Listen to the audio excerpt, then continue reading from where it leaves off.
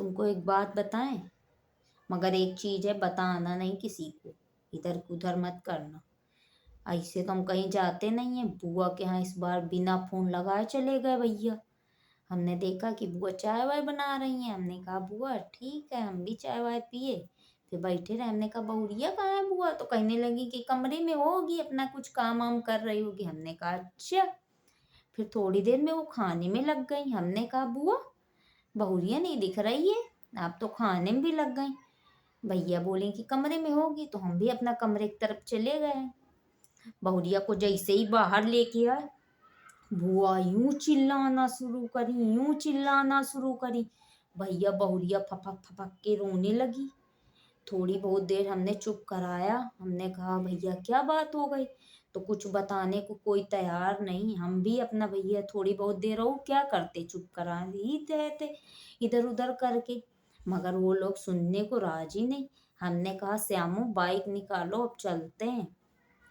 उनके घर में इतना युद्ध हो रहा, इतना युद्ध हो रहा जिसका कोई जवाब नहीं। बुआ हमारी बहुत तेज है भैया। पता है पहले इतनी बड़ाई करती थी, इतनी बड़ाई करती थी बहुरिया की, कुछ कहने को नहीं। अब तो फूटी आंख नहीं सुहा रही। इतना ज्यादा उसको ये बातें बोली जिसका कोई जवाब नहीं। अरे भैया तुमको अपनी बहुरिया को कुछ कहना है तो कह लो। उसके मम्मी पापा, उसके भाई बहन सबको सुनाए जा रही हैं। अच्छा बताओ, किसी की बिटिया एक दिन सुन लेगी, 2 दिन सुन लेगी, तीसरे दिन तो सुनेगी ही नहीं। उसने भी अपना जवाब दे दिया होगा। तो इतना चिल्लाने में जुटी थी, कुछ कहने को नहीं। हम तो चले आए। हमने कहा भैया अपने घर चलो, वो ठीक है। पहले इतना लड़ाई कराती थी सबके घर, जिसके यहाँ जाती थी अपनी बहुरिया की बड़ाई करती, तो उसी घर में लड़ाई हो जाती।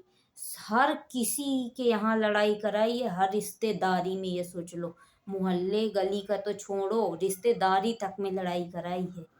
अब अपने घर में हो रही है। संभालो भैया, और क्या करोगी? हम तो कुछ नहीं बोले, हम चुपचाप चले हैं। हाँ किसी को बताना नहीं, ठीक है? हम बता तो दिए हैं तुम लोगों के भरोसे।